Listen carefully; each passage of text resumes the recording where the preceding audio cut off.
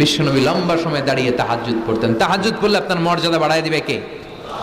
সাইয়েদনা জিবরাইল বললেন, ইন্না শারাফাল মুমিন ফি কিয়ামিল লাইল। বিশ্বনবী বললেন, জিবরাইল এসে আমাকে বলে গিয়েছে মুমিনের মর্যাদা তাহাজ্জুদের নামাজের ভেতর। সুবহানাল্লাহ পড়েন। তাহাজ্জুদের নামাজ পড়লে মর্যাদা বাড়ায় দেয় কে? 2 নাম্বার, কুরবাতুন ইলাল্লাহ। তাহাজ্জুদের নামাজ পড়লে আল্লাহর সাথে নৈকট্য বাড়িয়ে দেয় কে? আল্লাহর সাথে কানেক্টিভিটি আপনার বেড়ে যাবে।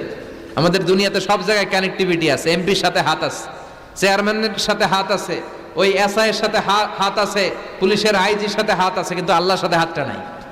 কথা কন। আসল জায়গায় কানেকশন লাগানো দরকার। চিল্লায় বলেন ঠিক কি না? মান লাহুল মাওলা ফালাহুল কুল্লু। যে ব্যক্তি আল্লাহর হয়ে যায় গোটা বিশ্ব তার হয়ে যায়।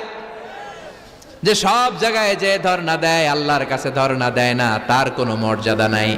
আর যে ব্যক্তি সব দিক থেকে মুখ ফিরিয়ে আল্লাহর কাছে যায় গোটা বিশ্বের সবাই তার দিকে তাকিয়ে থাকে। এজন্য সম্পর্কটা লাগাইতে হবে কোন জায়গায়? তার মানে তাহাজ্জুদ পড়লে মর্যাদা বেড়ে যায়, আল্লাহর সাথে সম্পর্ক বেড়ে যায়। বিশ্বনবী বললেন, মানহাতুনা আনিল ইসিম। তাহাজ্জুদের নামাজ পড়লে তাহাজ্জুদের নামাজ আপনারে পাপ কাজ থেকে বাধা দিবে। সুবহানাল্লাহ পড়েন। তাহাজ্জুদ যারা পড়ে এরা পাপ কাজ করে না। চিল্লায় কোন ঠিক কিনা?